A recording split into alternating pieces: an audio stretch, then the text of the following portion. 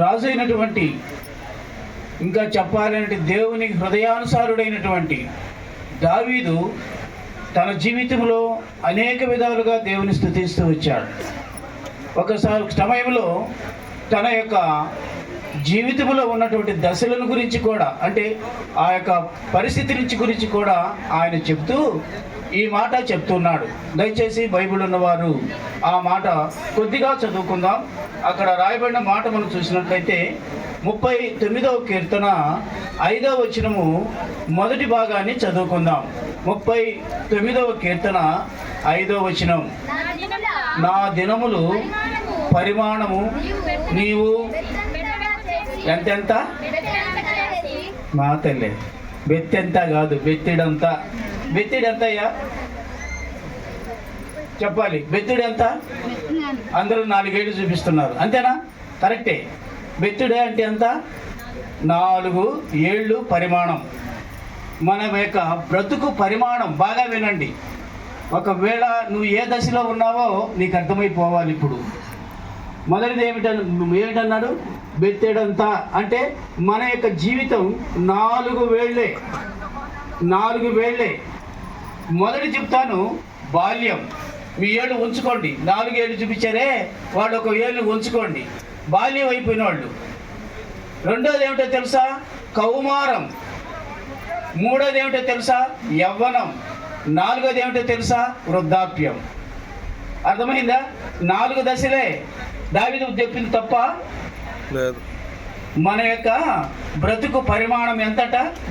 4. ఇప్పుడు చెప్పండి, నేను చెప్పినాయి ఒకటి. మా తల్లి ఇంకా మేధావులు ఉన్నారా? నీవేమో బెత్తెత్తానే, నువ్వేమో మొదటి కౌమారం అంటే. పర్వాలేదులే, నేను ఊరికి చెప్తున్నాను, ఏం పర్వాలేదు, గుర్తుపెట్టుకుంటావు.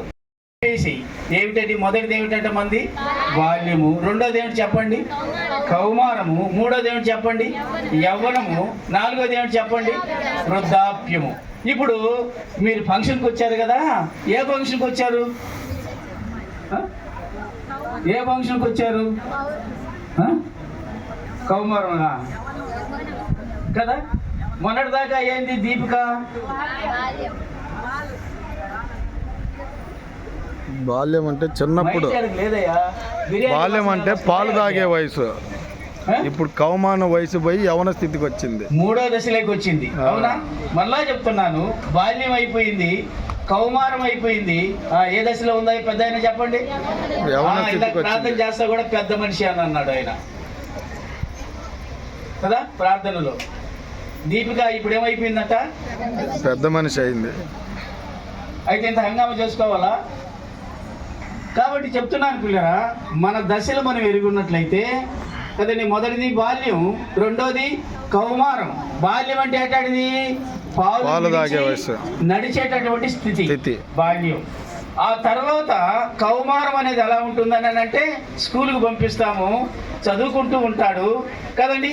అలా ఉన్నది దాన్ని కౌమారము అంటారు. ఆ దశలోనే వారు 13 దాటిన తర్వాత 14, 15 ఆ ప్రాంతంలో ఏ దాంట్లోకి వచ్చేస్తారు? యవన స్థితిలో. అర్థమైందమ్మా? ఇప్పుడు యవనంలోకి వచ్చేస్తారు. యవనం దాటిన తర్వాత ఏముంది? వృద్ధాప్యం. 3 కాళ్ళు వస్తాయి.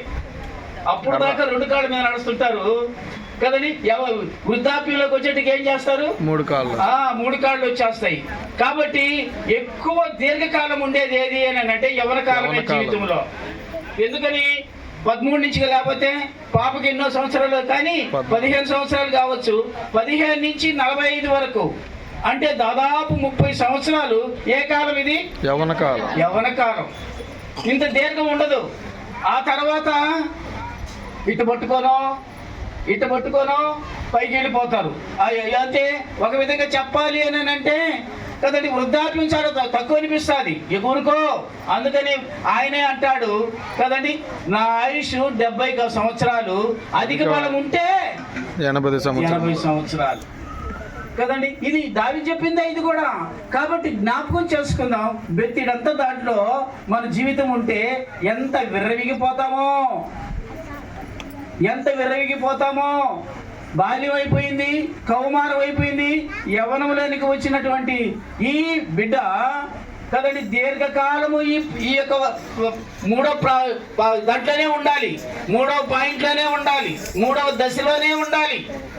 ఇందులో ఎలాంటి పరిస్థితులు వస్తాయో ఒక్కసారి మనం ఆలోచన చేయాలని ప్రభు పేరట మీకు మనవి చేస్తున్నాను. ఇక్కడ ఉన్న వారిలో కదండి, ఇందాక నేను వస్తుంటే ఒక బ్యాచ్ ఉంది, వాళ్ళని చూడటంతో నాకు అనిపించింది వీళ్ళు ఇంకా యవనంలోకి రాలేదు. ఇంకొక బ్యాచ్ కనపడ్డది, వీళ్ళంతా యవనస్తులు. ఆ తర్వాత ఎవరు చూస్తే కుర్చీలో కూర్చున్న వాళ్ళు చూస్తే దాంట్లో ఉండరు, నిలబడలేరు, ఎక్కువసేపు కూర్చోలేరు కదండి, ఎలాంటి పరిస్థితి. కాబట్టి జ్ఞాపకం చేసుకుందాం ఈ సమయంలో కదండి. బాల్యంలో ఉండే వాళ్ళంతా ఎవరి దగ్గర ఉన్నారు? అమ్మఒడిలో ఉన్నారు. అమ్మఒడి అంటే మన అనుకోబాకండి కదండి, జగన్ ఇచ్చిందో ఇంకోటి ఇచ్చిందో అనుకోబాకండి. వాళ్ళు తగ్గే ప్రాయం కావచ్చు, వాళ్ళని ఎక్కడికి పోతున్నా కూడా కనిపెట్టుంటారు తల్లిలు తండ్రులు, ఎక్కడ వీళ్ళు గబక్కన పోయి వీధిలోకి పడిపోతారని. ఎందుకని వాళ్ళు ఏ స్థితిలో ఉన్నారు? బాల్యంలో ఉన్నారు కనుక. కౌమారం వచ్చిన తర్వాత ఏం చేస్తారు? ఫోన్ చేసి స్నానం చేయి, డ్రెస్ వేసుకో, స్కూల్కి పోవాలంటారు. అప్పుడు ఆ పిల్లలు ఏ స్థితిలో ఉన్నారు? కౌమారంలో ఉన్నారు కదా. ఇప్పుడు యవనంలోకి వచ్చిన తర్వాత బాధ్యత పెరుగుతుంది, బంధం పెరుగుతుంది, ఇబ్బందులు ఉంటాయి, ఇరుకులు ఉంటాయి కదండి. ఇవన్నీ ఎప్పుడు వస్తాయి అని అంటే యవనంలోనే చుట్టుకుంటాయి. ఎందుకని అంటే యవన ప్రాయము ఎలాంటిది అని అంటే అలంకారం. అది చూస్తారా? ఒక మాట మనం చూస్తే కీర్తన గ్రంథం, సామెతల గ్రంథం చూడండి, సామెతల గ్రంథం చూడండి 20వ అధ్యాయము 29వ వచనం. 20వ అధ్యాయము యవనస్తుల బలము. అర్థమైందా? ఇప్పుడు మీరందరూ ఏమలో ఉన్నారు? అలంకారంలో ఉన్నారా తల్లి కదా. యవనస్తుల బలం ఏమిటి? అలంకారం. ఎలాగన్నా ఉండండి కదండి. లోకము చూపంతా ఎవరి మీద ఉంటుంది చెప్పండి? యవనస్తుల మీద. ఆడపిల్లల మీదనే కాదు, మగపిల్లలు కూడా వాళ్ళని చూస్తే వీడు బాగా దిట్టంగా ఉన్నాడా, మా అల్లుడైతే బాగుండే అనుకునే లేరు, మామలు లేరా? ఉండారు. కాబట్టి పురుషుడైనా సరే, స్త్రీ అయినా సరే, వాడు పురుషుడు స్త్రీ అనే దానికన్నా ఆడైనా సరే, మగైనా సరే, వారి బలము వారికి ఏమై ఉంది? అలంకారం అయి ఉంది. కాబట్టి ఈ అలంకారాన్ని కాపాడుకోవాలి. ఎవరు? ఏ దశలో ఉన్నవాళ్ళు? మూడో దశలో ఉండేవాళ్ళు చెప్పండి, పర్వాలేదు కదా.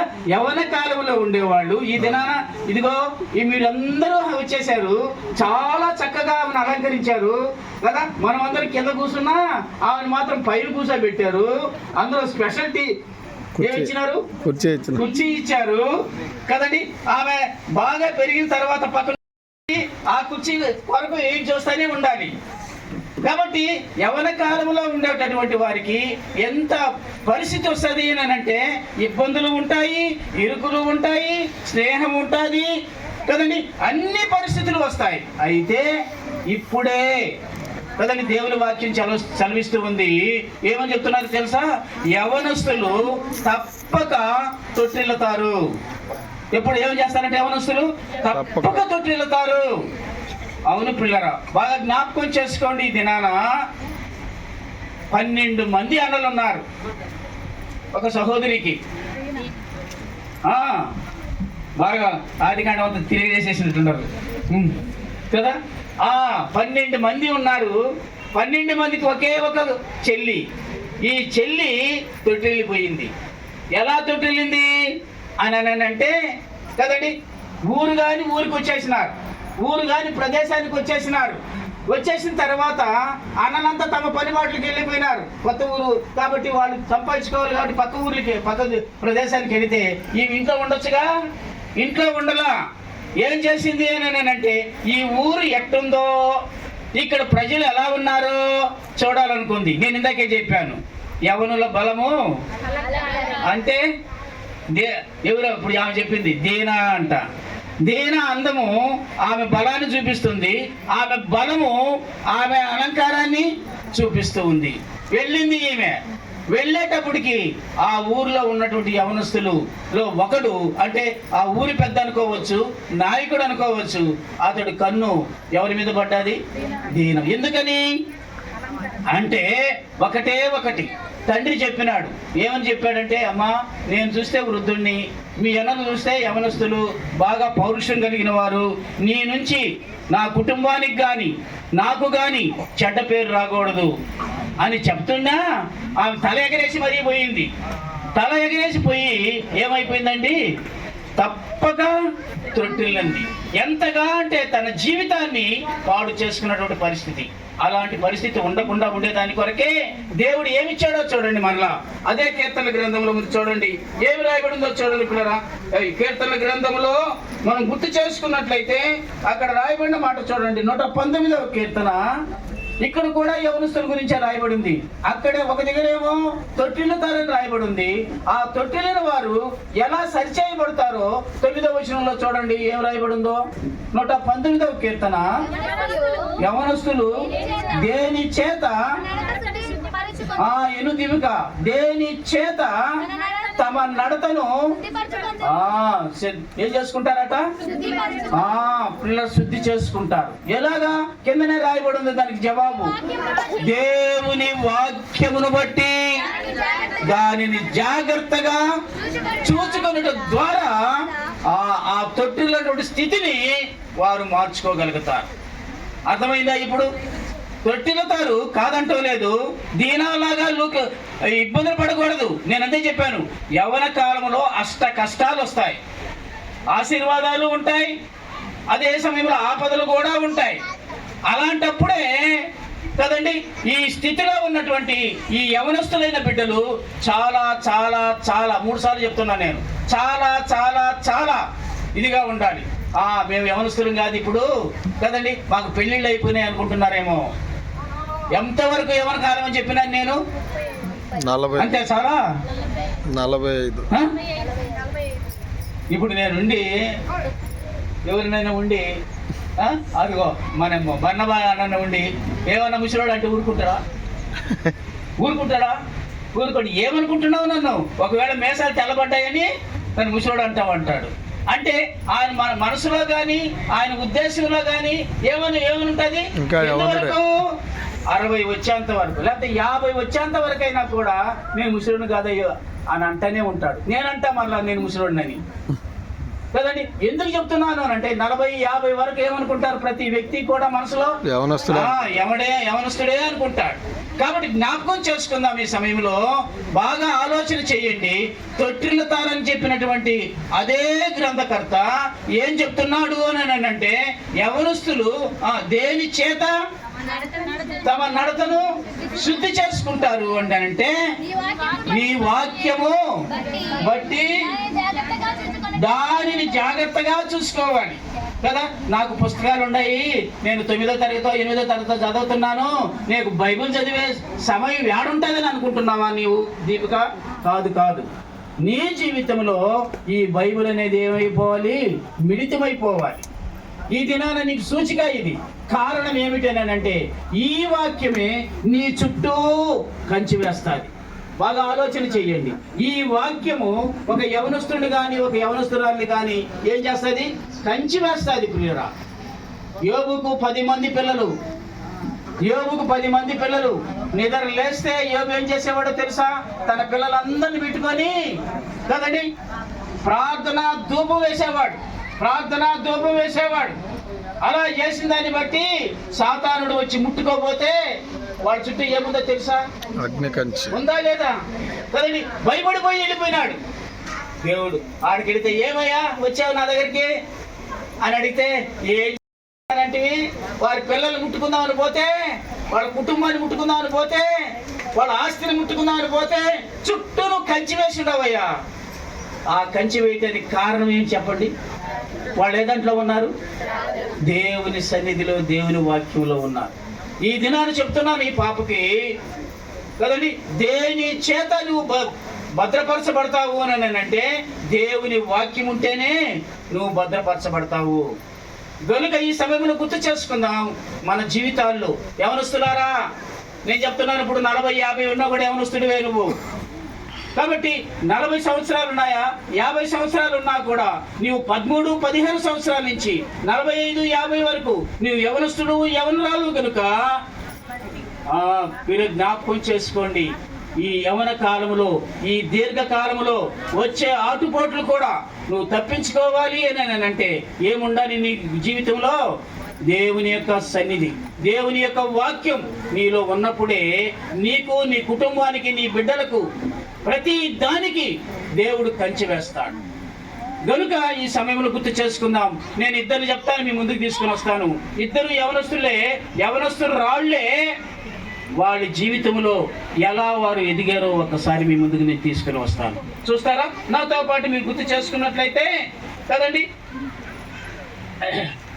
చూడండి, మొట్టమొదటిగా మనం చూసినట్లయితే ఆ న్యాయాధిపతుల గ్రంథం 11వ అధ్యాయం 34వ వచనం చూద్దాం. ఒక రాజు ఉన్నాడు. ఆ రాజుకు ఏకైక పుత్రిక ఉంది. చాలా మంచి బిడ్డ.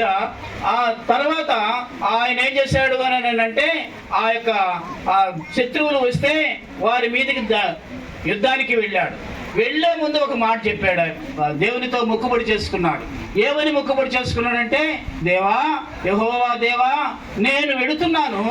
అక్కడికి వెళ్ళినప్పుడు ఆ శత్రువుల మీద నాకు విజయం చేకూరిస్తే, నేను విజయం పొంది తిరిగి వచ్చేటప్పుడు నాకెవరైతే ఎదురవుతారో అది ఏదైనా కానీ నీకు అర్పణ చేసేస్తాను అని మొక్కుకున్నాడు.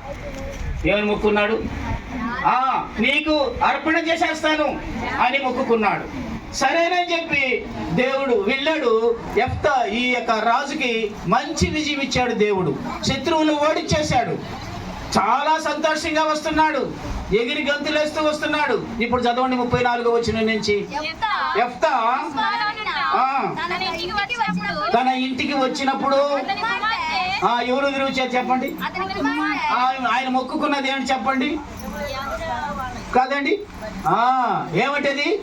నాకు ఎవరైతే నేను ఈ యొక్క యుద్ధంలో జయించి ఇంటికి పోతానో, నాకు ఎవరైతే ఎదురొస్తాదో వాళ్ళని నీకు అర్పణగా బలిగా ఇస్తాను అని అన్నాడు. ఇప్పుడు ఎవరు వచ్చారు చెప్పండి? అతని కుమార్తె వచ్చింది. పేరు రాయబడలేదు కానీ పిల్లలు జ్ఞాపకం చేసుకోండి. యెఫ్తా కుమార్తె ఎలా వస్తుందో తెలుసా? నాట్యం ఆడుతూ వస్తుంది, పాటలు పాడుతూ వస్తుంది కదండి. ఇన్ని చేస్తూ, ఎందుకని? తన తండ్రి విజయం సాధించాడు, శత్రువులు ఓడించాడు అన్నటువంటి స్థితిలో ఆమె వస్తూ ఉంటే ఈయన గుండెలు పగిలిపోయినాయి. ఎందుకని? ఈయనేం మొక్కుకున్నాడు? ఎవరు ముందు ఎదురొస్తారో వాళ్ళని నేను దేవుడికి అర్పణగా ఇచ్చేస్తానన్నాడు. వచ్చింది ఎవరు? తన ముద్దుల కుమార్తె. ఏ తండ్రి అయినా ఒప్పుకుంటాడా? బాగా అర్థం చేసుకోండి పిల్లరా. ఇలాంటి పరిస్థితుల్లో ఆమె చదవండి ఇప్పుడు 35వ వచనంలో చూస్తే, కాబట్టి ఆమెను చూచి తన బట్టలు చింపుకొని, అయ్యో నా కుమార్తె, నీవు నన్ను బహుగా కుంగదీస్తివి, నీవు నన్ను కదండి ఇంత కుంగదీసేసినావు, ఇంత పరిస్థితి తీసుకొచ్చినావమ్మా.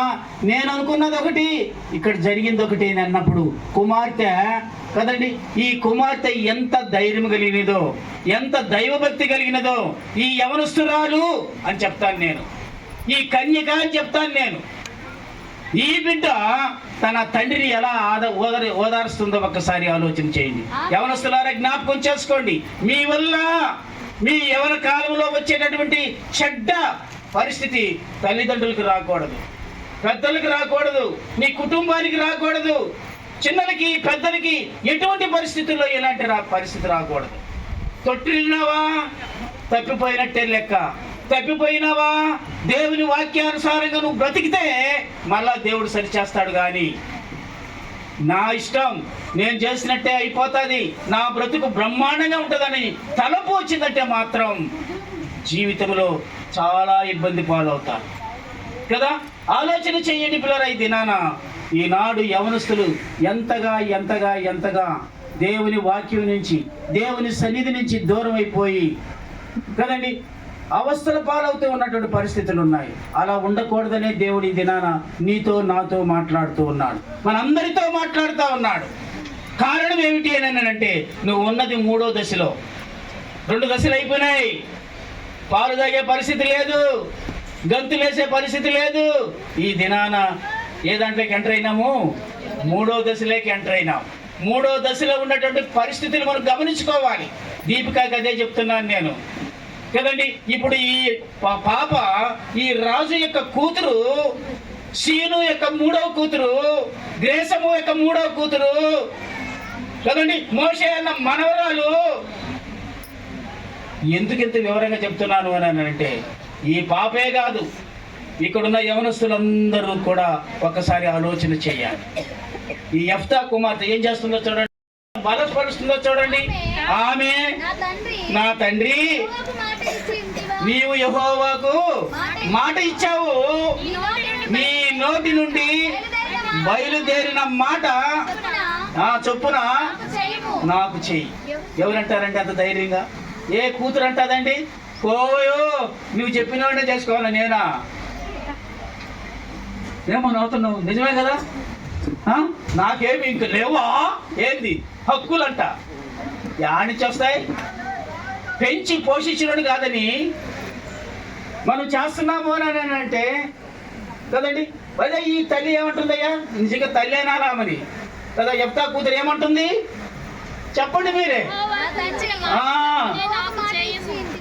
నీవు దేవుడికి ఏదైతే మొక్కుకున్నావో, దేవుడు నీకేదైతే విజయం ఇచ్చాడో, శత్రువులు కదండి ఓడించి జయించి వీరాది వీరుడిగా వచ్చినటువంటి నీకు ఏదైతే నచ్చుతాదో, ఏదైతే నువ్వు దేవునితో ప్రమాణం చేసుకున్నావో దాన్ని చెయ్యి అని అన్నాడు కదండి. నేను ప్రార్థన చేస్తాను, వారందరూ కూడా ఫిలిప్పు కుమార్తెలాగా ప్రవచించాలి, యెఫ్తా కుమార్తెలాగా త్యాగంగా చెయ్యాలి.